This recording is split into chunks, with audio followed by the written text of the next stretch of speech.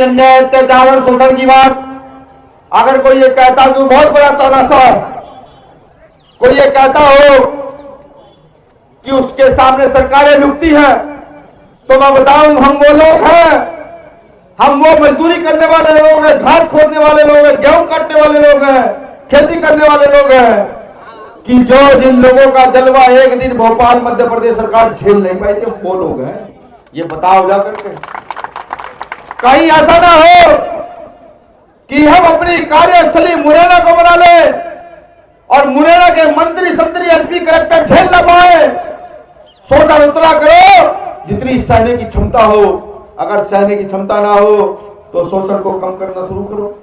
और मैं ये भी वादा करता हूं, मेहनत करेंगे, यहां सरकार बदलेंगे, जो भी अधिकारी भी इसमें इन्वॉल्व होगा, आज के परिप्रेक्ष्य में अन्याय करने वालों के साथ जो अधिकारी होगा उसकी भी तबियत आने वाले समय में ठीक करने का काम करेंगे। ये भी वादा करता हूं, बिल्कुल चुनौती के साथ। लेकिन बोली का जवाब बोली से, गोली का जवाब गोली से दे सकती है, कुछ ज्यादा बड़ी बात नहीं है। अगर बोली का जवाब बोली से कहूं तो बाप ने संविधान लिखा, एक बाप ने इस देश में गरीब शोषित वंचित को विधायक एमपी एमएलए बना दिया, एक बाप ने इस देश में शिक्षा को लाकर बीचों बीच खड़ा कर दिया, और एक बाप ने इस देश में छत्रपति शिवाजी महाराज ने आरक्षण को यहां खड़ा कर दिया। सन 1920 में ही शुरू कर दिया था आरक्षण का काम। तो सारे काम जानते हैं। यहाँ भीमा कोरे गांव भी देखा है, यहाँ मुरैना चंबल में डकैतों का ललकार भी देखी है, सब चीजें देखी है और डरते भी किसी चीज से नहीं है। लेकिन भाई भीम आर्मी के हाथ पैर मत तोड़ो, ये गलत है। हम चाहते हैं कि ये गिरफ्तारी हो, जेल चले जाए, प्रशासन ने संविधानिक दायरे में जेल भेज दे, वरना कहीं किसी दिन हम मन में बन पड़ा के हड्डी वड्डी तोड़ लें तो मुझे लगता है कि जितने लोग अन्याय करने वाले हैं उतना मांस तो सुबह नाश्ते में खा लेते हैं। ठीक है सर भाई, एक समय वो था मरे हुए जानवरों का मांस घर वाले हमारी माँ बहनें जो ना काट कर लाती थी, सुखाती थी, महीना भर खाते थे। आप तो खैर उसमें दाल नमक हल्दी मिर्च सब कुछ मिला देते हैं, तो ऐसा ना करें भाई, ये गलत है। फरियादी अब ये क्योंकि मुरैना जिला है, इस जिले के विषय में, संभाग के विषय में पूरे देश में किसी को बताने की आवश्यकता नहीं है। जब जब मुरैना का नाम आता, जब जब चंबल ग्वालियर संभाग का नाम आता, तब तक उसके साथ एक चीज और भी जुड़ जाती है कि जब जब अन्याय अत्याचार बढ़ता है तो वहां से कोई उठ खड़ा होता है, और उठ खड़ा होकर के वो चाहे प्रशासन हो चाहे सामंती व्यवस्था के लोग हो, उनको मुंह तोड़ जवाब देने का काम करता है।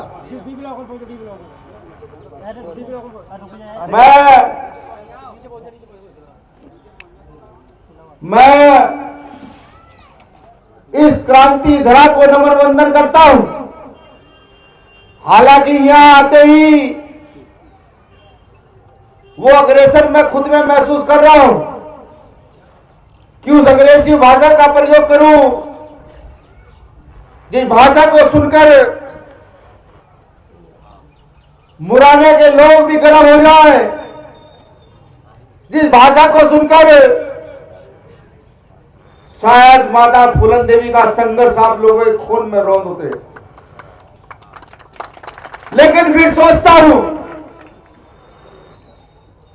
कि सदियों से जिन लोगों ने शोषण सहा, जिन लोगों पर अत्याचार हुआ, जिनकी बेटियों के बलात्कार हुए, जिनके बुजुर्गों का अपमान हुआ, आज वो समाज मुश्किल से धीरे धीरे रेंग रेंग कर खड़ा हो रहा है।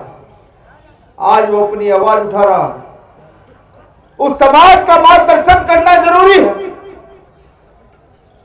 अगर गलत मार्गदर्शन किया तो गलत दिशा की ओर जाएंगे, और अगर सही मार्गदर्शन कर दिया तो आने वाली 100 पीढ़ियों तक कोई फूलन देवी पैदा नहीं होगी। ऐसा माहौल पैदा हो जाएगा। मैं तो कहता हूं यहाँ के प्रशासन के साथियों से भी कि आप अपनी कलम को न्याय की ओर मोड़िए। यह बेहद जरूरी है। अगर आप अपनी कलम को न्याय की ओर नहीं मोड़ेंगे तो वो गरीब जो यहां से 100 किलोमीटर दूर गांव में मजदूरी कर रहा है, वो किसान जो रात दिन मेहनत करके गेहूं उगा रहा है, जिसको ये लगता है कि उसके साथ कुछ गलत होगा, तो शासन प्रशासन के लोग उसकी मदद करने का काम करेंगे। अगर आप अपनी कलम को सही नहीं करेंगे तो उस मजदूर किसान की वो आस टूट जाएगी, महिला बहनों की आस टूट जाएगी। तो मेरा आपसे निवेदन है कि अपनी कलम में सुधार करें, क्योंकि जो पर्चे मेरे सामने पड़े हुए हैं, कहीं किसी बेटी को निर्वस्त्र कर कर खींचा जाता है, कभी भीम आर्मी के ब्लॉक अध्यक्ष को मारा पीटा जाता है, कभी 1 साल पहले घटित घटना गुजर समाज के साथ बच्चे को गोली मार करके 1.5 साल तक आज तक उसकी गिरफ्तारी नहीं होती। ये तमाम घटनाएं मेरे सामने हैं। अगर कोई ये सोचता है या कोई विशेष वर्ग ये सोच तो पड़ा कि नहीं वो तानाशाह हो गए, सरकार में उनके आका बैठे तो तानाशाह हो गए हैं, तो मैं उनको बताऊं साहब, हम भीम आर्मी के लोग हैं।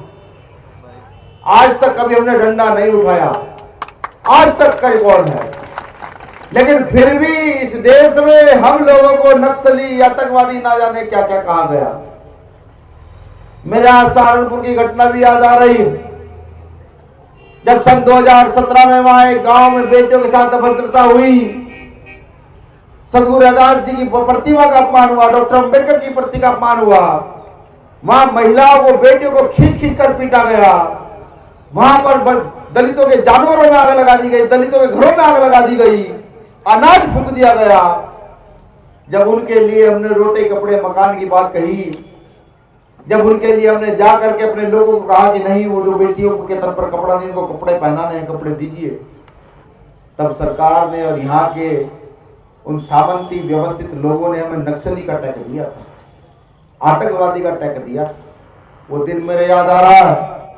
मैं जब अपनी डिग्रियां देखता हूँ, चंद्रशेखर आजाद की डिग्रियां देखता हूँ, मैं जब यहाँ बैठे रामप्रीत गुर्जर की डिग्री देखता हूँ, सुनील बरसे की डिग्री की देखता हूँ, अनिल गुर्जर की डिग्री देखता हूँ, तो उन डिग्रियों में ग्रेजुएट पोस्ट ग्रेजुएट लोग दिखाई देते हैं।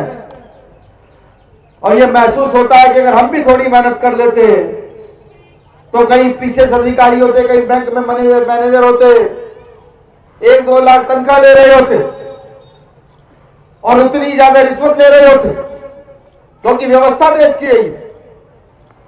लेकिन नहीं, रास्ता कुछ और चुनना था, डॉक्टर अंबेडकर के रास्ते को चुनना था। अगर कोई ये कहता है कि हमारी समस्याओं का समाधान क्या, तो मैं ये कहता हूं हमारी समस्या का कारण भी हम ही लोग हैं और हमारी समस्या का समाधान भी हम ही लोग हैं। इस देश के प्रत्येक नागरिक की कोई समस्या का समाधान है तो इस देश में लोकतंत्र में व्यवस्थित लोग उसकी समस्या का समाधान है। अभी भारतीय जनता पार्टी कांग्रेस की बात चल रही थी, हमारे साथी ने खूब ये बताया कि वहां रहोगे तो ये होगा, वहां रहोगे तो ये होगा। मैं आपसे पूछना चाहता हूं, क्या आप नहीं चाहते आपके बच्चे अच्छी शिक्षा ग्रहण कर ले, अच्छे स्कूल में चले जाएं? क्या आप नहीं चाहते कि आपके घर के बुजुर्गों का इलाज अच्छा हो? क्या आप नहीं चाहते आपके गांव के गली खड़ोजे अच्छे हो? क्या आप नहीं चाहते कि आपके साफ पानी पीने का आए? क्या आप नहीं चाहते कि आपका जीवन भी सुखद हो? ये सब हो सकता। ये जो हो रहा है, ये मुरैना के अंदर बेटियों के साथ, भीम आर्मी के पदाधिकारियों के साथ, कार्यकर्ताओं के साथ, ओबीसी समाज के साथ, दलित पिछड़ों के साथ, इसका कारण कहीं ना कहीं हम ही लोग हैं। अगर हम 26 जनवरी 1950 को स्थापित जो डॉक्टर बाबा साहब अम्बेडकर ने आजादी के बाद इस देश को संविधान दिया, अगर हम उसका मतलब समझ जाते, अगर हम उसे परिभाषित कर देते, अगर हम उसे आत्मसात कर लेते और लोकतंत्र की व्यवस्था को समझते, तो क्या यहां ऐसे मंत्री पैदा होते जो बेटियों के बलात्कार पर, बेटियों को निर्वस्त्र करके खिंचवाने पर भी अपराधियों का संरक्षण करते हैं? क्या यहां ऐसे नेता पैदा होते कि 1.5 साल हो गए गुर्जर समाज के बच्चे को गोली लगे हुए, उसकी हत्या हुए उसका पिता बाप बाट देख रहा है कि कब वो अपराधी जेल जाएंगे, क्या ऐसा हो जाता? नहीं होता। समझिए कि जब चुनाव आता है तब लोग हमारे घर आते हैं, हमारे दादा के, हमारे पिता के, हमारी माँ के पैर पड़ते हैं, वो हमारे चूल्हे से रोटी निकाल करके खा लेते हैं, वो हमारा झूठा खा लेते हैं। लेकिन जब चुनाव चला जाता है फिर 4 साल 364 दिन वो आपकी तरफ मुड़कर नहीं देखते, वो आपके दुख को नहीं समझते। आपके घर में अनाज है नहीं है आपको कोई मतलब नहीं, आपका बच्चा बीमारी से मर गया या जिंदा है उसको कोई मतलब नहीं। अब सोचिए ना, वोट किसका? हमारा। ताकत किसकी बनी? जयती हमारी। ताकत किसकी बनी? उसकी जिसने हमारे घर की बेटियां खिंचवाई, जिसने हमारे घर के बच्चे को गोली मारी, जिसने सिर्फ जाति के नाम पर हमारा उत्पीड़न किया, शोषण किया, उसकी। क्यों? किस लिए? कब तक हम दूसरों के गुलाम बने रहे? कब तक दूसरों के तलवे चाटते रहे? कोई भी हमें आकर कह देता है कि हम तुम्हारा वोट चुटकी बजाकर खरीद लेंगे, क्या इस देश का दलित पिछड़ा इतना कमजोर हो गया कि उसका वोट चुटकी बजा के खरीदा जा सकता है? मैं जानता हूं एक सवाल मन में सबके कुरेद रहा होगा कि यहां हमने इस व्यक्ति को इसलिए बुलाया कि जो हमारे साथ घटनाएं हो रही हैं उन पर बात करे, लेकिन ये व्यक्ति बात कहीं लेकर चला गया। मैं बात इसलिए यहां से वहां लेकर जा रहा हूं जहां आपकी समस्याओं का संपूर्ण समाधान है। आप जानते हैं वोट की ताकत क्या होती है? अगर आप एक वोट का सही प्रयोग कर ले, सही व्यक्ति को दे दें, तो आपका बच्चा अच्छी शिक्षा ग्रहण कर सकता है। अगर आप अपना वोट गलत व्यक्ति को दे दें तो आपका बच्चा शिक्षा छोड़िए खिचड़ी सिर्फ खा सकता है। उदाहरण देकर बताऊंगा कि अगर सरकार और शासन आपका हो और इस देश में शिक्षा मंत्री आपका हो तो एक इतने से पेज पर साइन नीचे कर देने से इस देश के प्रत्येक नागरिक का बच्चा एक स्कूल में पढ़ सकता है। भारत के अंदर शिक्षा दोहरी शिक्षा नीति नहीं, तिहरी शिक्षा नीति है। पहली शिक्षा नीति आती है यहाँ डीएम के अंडर, एसएसपी के अंडर, यहाँ के मंत्री के अंडर, यहाँ के पैसे वाले बड़े व्यापारी के अंडर, कि उनका बच्चा जब स्कूल जाता है आराम से 20, 30, 50 हजार रुपए महीने की फीस जमा कराई जाती, और उस फीस को जमा कराने के बाद उनका बच्चा हर वो चीज सीख कर आता है जो सीखनी चाहिए, जो भारत के प्रत्येक नागरिक के बच्चे को सीखनी चाहिए। वो पढ़ना सीखता है, वो लिखना सीखता है, वो डांस करना सीखता है, वो पानी में तैरना सीखता है, वो गाना गाना सीखता है, वो भाषण सीखता है। एक शिक्षा ये है। दूसरी शिक्षा, ये जो फोर्स के लोग, सिपाही, दरोगा तक की भर्ती के लोग हैं, या मैं जब ये कहूं जो बैंक में क्लर्क हैं, जो बाबू हैं, जो स्कूलों में मास्टर हैं, एक शिक्षा उनके बच्चों की है। वो अपने बच्चे का प्राइवेट स्कूल में एडमिशन कराते हैं जहां की फीस 1000-2000 होती है। बच्चा उनका वहां पढ़ता तो है, शिक्षा तो लेता है, उनको लगता है कि उनका बच्चा अच्छी गुणवत्तापूर्ण शिक्षा ले रहा है, लेकिन क्या वो कभी मंत्री के बेटे का मुकाबला कर पाएगा? क्या कलेक्टर के बेटे का मुकाबला कर पाएगा? नहीं कर पाएगा। वो सिर्फ आने वाले समय में या तो सिपाही बनेगा या ज्यादा ज्यादा बाबू बन जाएगा, वो आईएएस पीसीएस नहीं बन पाएगा। एक तीसरी शिक्षा है जहां मेरे और आपके बच्चे जाते हैं, जहां इस देश में के मजदूर और किसान के बच्चे पढ़ते हैं, वो है प्राइमरी स्कूलों की शिक्षा। जो शिक्षा डॉक्टर बाबा साहब अम्बेडकर ने आर्टिकल के कॉन्स्टिट्यूशन के आर्टिकल 21 क में स्थापित की कि भारत के प्रत्येक नागरिक को पढ़ने का फ्री अधिकार। हमारा बच्चा स्कूल जाता है और वहां से खिचड़ी खाता है और वापस आ जाता है। आप जानते हैं सरकारी स्कूल में पढ़ाने वाला जो मास्टर है वो स्पेशल आपके बच्चे को पढ़ाने की डिग्री लेकर के तब स्कूल में पढ़ाता है, और प्राइवेट स्कूल में पढ़ाने वाला मास्टर जो है वो कोई स्पेशल डिग्री नहीं लेता, वो ग्रेजुएट पोस्ट ग्रेजुएट हो गया डायरेक्ट जाकर पढ़ाने लगता। सरकारी स्कूल के मास्टर की तनख्वाह 50,000 से ऊपर होती और प्राइवेट स्कूल के मास्टर की तनख्वाह 20,000 से ऊपर होती है। कभी सोचा आप लोगों ने कि प्राइमरी स्कूल में अच्छी शिक्षा क्यों नहीं हो रही, प्राइवेट स्कूल में क्यों हो रही है? क्योंकि वहां आपके बच्चे जाते हैं, वो लोग जिनको पैर की जूती समझते हैं उनके बच्चे पढ़ने जाते हैं। वो जानते हैं कि इनको धूप की तपिश पता है, वो जानते हैं इनको धूल का असर पता है क्या है। अगर इनके बच्चे सही पढ़ लिख लिए तो इस देश की राजगद्दियों पर वो कब्जा कर डालेंगे। इसीलिए उन्होंने प्राइमरी स्कूलों के मास्टरों को जनगणना में लगाया, जानवरों की जनगणना में लगाया और अन्य कामों में लगाया, लेकिन सही से पढ़ाई करने के लिए नहीं कहा। यह व्यवस्था इस देश की है। अगर आप सोचते हैं कि व्यवस्था बदले तो इस व्यवस्था को बदलने में आप ही को आगे आना पड़ेगा। आज अगर बुखार चल जाए, जैसे अब सर्दी खत्म हुई है, गर्मी आ रही है, बुखार चल रहा है वायरल का, आप जाए डॉक्टर के तो 20-30 हजार 50,000 से कम आपका इलाज होगा नहीं, तब आप ठीक होकर आएंगे।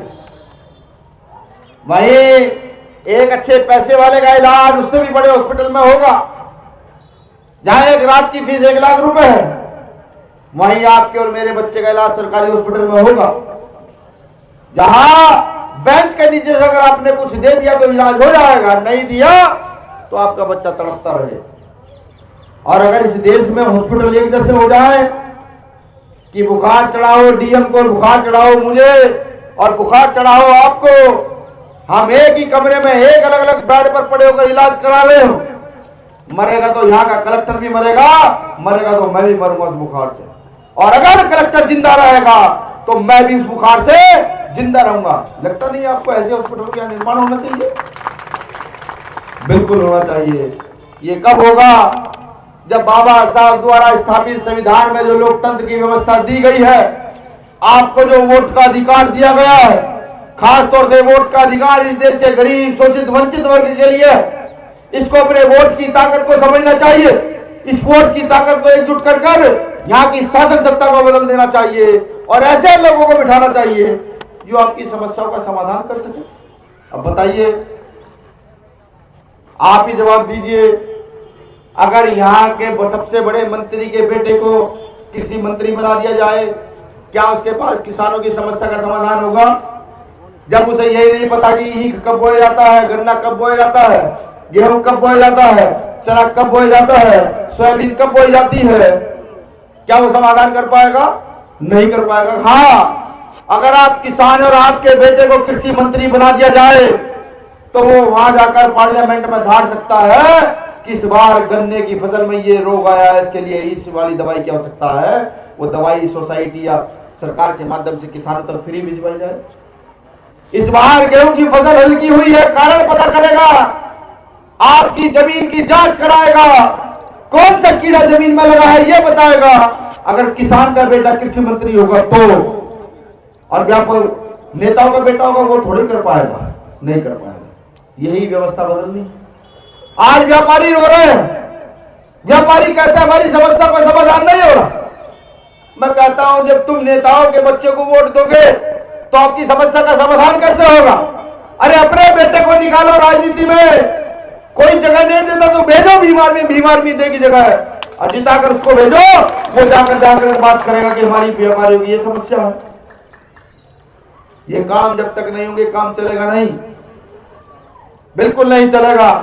रही अन्याय अत्याचार और शोषण की बात, अगर कोई ये कहता कि बहुत बड़ा तानाशाह है, कोई ये कहता हो कि उसके सामने सरकारें झुकती हैं, तो मैं बताऊं हम वो लोग हैं, हम वो मजदूरी करने वाले लोग हैं, घास खोदने वाले लोग हैं, गेहूं काटने वाले लोग हैं, खेती करने वाले लोग हैं, कि जो जिन लोगों का जलवा एक दिन भोपाल मध्य प्रदेश सरकार झेल नहीं पाई थी, वो लोग हैं। ये बताओ जाकर के, कहीं ऐसा ना हो कि हम अपनी कार्यस्थली मुरैना को बना ले और मुरैना के मंत्री संतरी एसपी कलेक्टर झेल न पाए।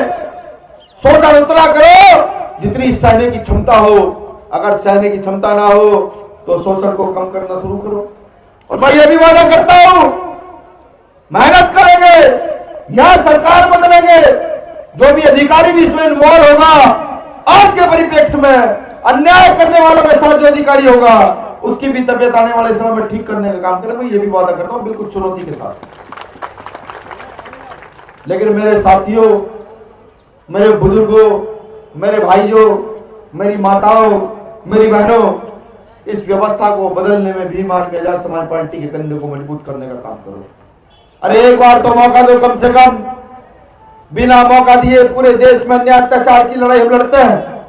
यहां बैठे सब लोगों की कमर देखोगे तो डंडों से लाल है पुलिस के। कभी सामंती व्यवस्था के लोग घेर लेते हैं, कभी पुलिस प्रशासन सरकार के इशारे पर कमर लाल करती है। न जाने कितने मुकदमे इन लोगों पर है। मैं पूछता हूं कैसा मन है आप लोगों का? क्या ये पिघलता नहीं कभी? या सिर्फ उनके सामने झुकते रहोगे तो तुम्हारे साथ शोषण करते हैं? अरे जो तुम्हारे साथ खड़े होते हैं, अपना वोट, सपोर्ट, नोट, अपना झंडा डंडा उन पर न्यौछावर करो, उनका कंधा मजबूत करो, उन्हें कहो कि जैसे सड़कों पर लड़ाई लड़ रहे हो बेटा जीत कर जाओ और विधानसभा में जाकर ललकारने का काम करो। ये कहो उन लोगों को, समझाओ हर गरीब किसान को ये देश किसानों का देश है, ये देश मजदूरों का देश है। ये बताओ जाकर के यहाँ के तानाशाहों को, ये बताओ कि हम क्या कर सकते हैं। मुझे एक शख्स याद आता है, मैं सोचता हूं कि इतनी कम उम्र में खुशीराम बोस इतनी कम उम्र में 17 साल की उम्र में फांसी चढ़ गए थे। आजादी की लड़ाई लड़ते हैं खुशीराम बोस, नेट कर लीजिएगा। मैं सोचता हूं कि अब से 100 साल पहले, 80 साल पहले एक 17 साल के बच्चे की सोच क्या थी देश के प्रति कि वो उसने फांसी के फंदे को चूम लिया। मैं याद करता हूं शहीद आजम भगत सिंह को कि 23 साल की उम्र में फांसी चढ़ गए, अन्याय के खिलाफ लड़ते हुए, अंग्रेजों के साथ लड़ते हुए। कैसा खून है हम लोगों का, क्यों खोलता नहीं?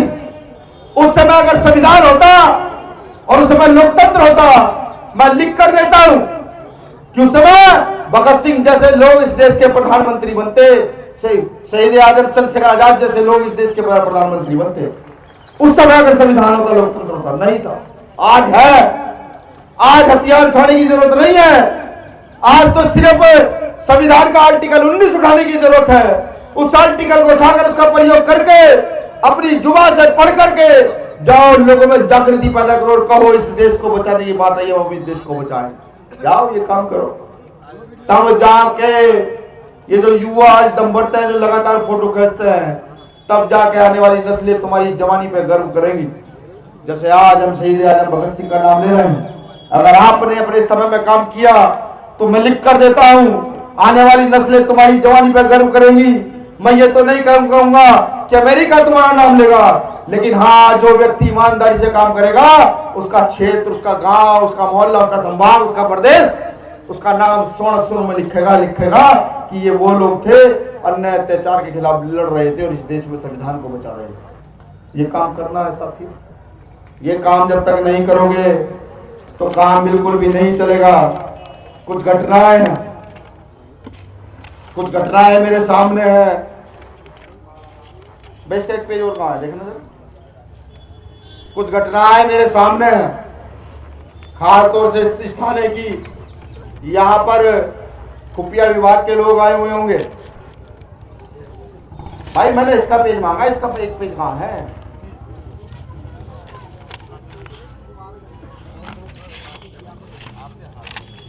नहीं है जी मेरे हाथ में, एक ही पेज है ये रहा। कुछ घटनाएं हैं, यहाँ खुफिया विभाग के लोग भी आए होंगे। मैं आप सब साथियों को बता दूं, अन्याय के खिलाफ झुकना बिल्कुल पसंद नहीं है। मुझे जब ये पता लगा कि एक बच्ची को यहां मारपीट करके घसीटा गया तो अंदर से मन त्राही त्राही कर रहा था।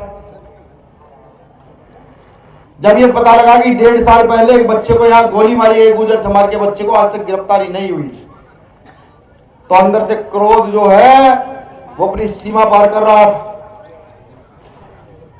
लेकिन क्योंकि मैंने पहले कहा कि लड़ाई को सही गलत दिशा में ले जाओगे तो गलत होगा, सही दिशा में ले जाओगे तो सही होगा। वैसे भी अधिकतर दलित पिछड़ों के जब आंदोलन होता है, उन आंदोलन को सरकार के द्वारा हिंसक बनाया जाता है। इसका सबसे बड़ा उदाहरण कोई आंदोलन है तो हाल फिलहाल में हुआ गुर्जर आंदोलन है। दोपहर तो बहुत पीछे चला गया। अभी गुर्जर आंदोलन जो हुआ था उसको हिंसक बनाया गया, बहुत सारे लोगों को जेल भेजा गया और जेल भेजकर उनके साथ वो सब कुछ किया गया जो नहीं होना चाहिए था। तो मैं पहले घोषणा कर दूं, आने वाली 6 मार्च को हम जिला मुख्यालय पर इकट्ठा होंगे। जिला मुख्यालय पर इकट्ठा होकर के या तो उससे पहले प्रशासन दोषियों को जेल भेजने का काम कर दे, बिल्कुल, और अगर ऐसा प्रशासन नहीं करता है तो हम जिला मुख्यालय पर इकट्ठा होकर के वहीं टेंट लगा करके अपने बर्तन भांडे वहीं लेकर के चलेंगे और भाई रोटी बना बना खाएंगे, पूछेंगे प्रशासन में कितना दम है। और इस बेर घटना का शीर्षक जो है वो 2 मुख्य घटनाएं हैं। पहली घटना वो जिस बेटी को खींचा गया, दूसरी घटना वो कि 1.5 साल से जो बच्चे की, उस बच्चे की हत्या करके गिरफ्तारियां नहीं हुई है गुर्जर समाज के बच्चे की, वे 2 शीर्षक मुख्य रहेंगे। और तमाम ये मांगे, जैसे हमारे एसडीओपी साहब है अंबार रवि भदौरिया, में एक बात और बता दूं पुलिस प्रशासन के लोगों को, मेरे अंदर जो खून, मेरे ब्लड है वो पुलिस का खून है। मेरे पिता सिपाही थे उत्तर प्रदेश पुलिस में। मेरा अपना मन करता है मैं कभी पुलिस से भिड़ू ना, लेकिन जब पुलिस गलत करती है तो वो जो अपनापन है वो क्रोध में तब्दील हो जाता है।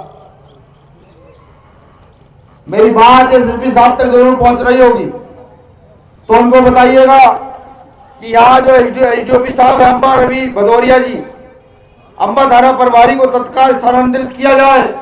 अगर जनता उनको नहीं चाही तो कहीं और भेजे, बहुत सारे थाने हैं, इसी थाने में उनको क्यों जमाए रखा है। मेरा भदौरिया जी से भी कहना है, भाई आपको जनता नहीं चाह रही है तो आप किसी और को यहाँ भेजें। हो सकता है कि आपसे गलतियां हो रही हो, यही ड्यूटी है आपकी। और ड्यूटी क्या है, आपको तो यहाँ अंबा थाने में भी नौकरी कर दी है और अगर आपको उधर भेज दो जेल की तरफ, वहां भी नौकरी कर दी है। यही तो काम है पुलिस का। एक और फरियादी विष्णु करोइया के ऊपर अंबा थाना प्रभारी के द्वारा एफआईआर क्रमांक 0700/2024 झूठा मुकदमा लगाया गया, जिसमें एफआईआर लगाकर केस का खात्मा किया जाए। फरियादी विष्णु करोइया निवासी लैन का पूरा के ऊपर गिरधर के द्वारा जान से मारने की नीयत से अपनी पिस्टल से फायर किया गया, जिसमें उसके जीवन संकट में पड़ गया और आरोपियों द्वारा फायर किए गए कारतूस के खोखे पुलिस ने बरामद किए। आरोपी का लाइसेंस निरस्त किया जाए। ये कब की घटना है? विष्णु वाली लगभग कब की घटना है ये? 18 अब तक तो लाइसेंस निरस्त हो जाना चाहिए था। आरोपी के द्वारा फरियादी के दोनों पैरों की हड्डी लोहे की रॉड से तोड़ दी गई, जिसमें मामूली धाराओं में पुलिस ने कार्रवाई की, जिसमें आईपीसी 326 की कार्रवाई की जाए, अपराधी की गिरफ्तारी की जाए। ये वही साथी जो भीम आर्मी का यहाँ वो है। देखो, हालांकि भीम आर्मी बोली का जवाब बोली से, गोली का जवाब गोली से दे सकती है, कुछ ज्यादा बड़ी बात नहीं है। अगर बोली का जवाब बोली से कहूं तो बाप ने संविधान लिखा। एक बाप ने इस देश में गरीब शोषित वंचित को विधायक एमपी एमएलए बना दिया। एक बाप ने इस देश में शिक्षा को लाकर बीचों बीच खड़ा कर दिया और एक बाप ने इस देश में छत्रपति शिवाजी महाराज ने आरक्षण को यहाँ खड़ा कर दिया। सन 1920 में शुरू कर दिया था आरक्षण का काम। तो सारे काम जानते हैं। यहाँ भीमा कोरे गांव भी देखा है, यहाँ मुरैना चंबल में डकैतों का ललकार भी देखी है, सब चीजें देखी हैं और डरते भी किसी चीज से नहीं है। लेकिन भाई भीम आर्मी के हाथ पैर मत तोड़ो, ये गलत है। हम चाहते हैं कि ये गिरफ्तारी हो, जेल चले जाए, प्रशासन ने संवैधानिक दायरे में जेल भेज दे, वरना कहीं किसी दिन हमें मन में बड़ पड़ा के हड्डी वड्डी तोड़ लें तो मुझे लगता है कि जितने लोग अन्याय करने वाले हैं उतना मांस तो सुबह नाश्ते में खा लेते हैं। ठीक है सर भाई, एक समय वो था मरे हुए जानवरों का मांस घर वाले, हमारी माँ बहनें जो ना काट कर लाती थी, सुखाती थी, महीना भर खाते थे। आप तो खैर उसमें दाल नमक हल्दी मिर्च सब कुछ मिला देते हैं, तो ऐसा ना करें भाई, ये गलत है। फरियादी विष्णु करोइया को हाँ, ये मेन चीज है। ये मेन चीज तो मैंने एक आधा मानना था जी, ये तो आप मध्य प्रदेश में ड्राइव चलाइए पूरी बड़े पैमाने पर आंदोलन कि जिस दलित पिछड़े के साथ अन्याय होगा उसके घर पहले उसके 2 लोगों को लाइसेंस दिया जाए, बाद में सारी चीजें होंगी। एफआईआर की बात में होगी, पहले 2 लोगों को लाइसेंस, और नहीं दिया जाएगा तो मध्य प्रदेश में सरकार चलेगी नहीं, किसी का लाइसेंस मत होने दीजिए बिल्कुल।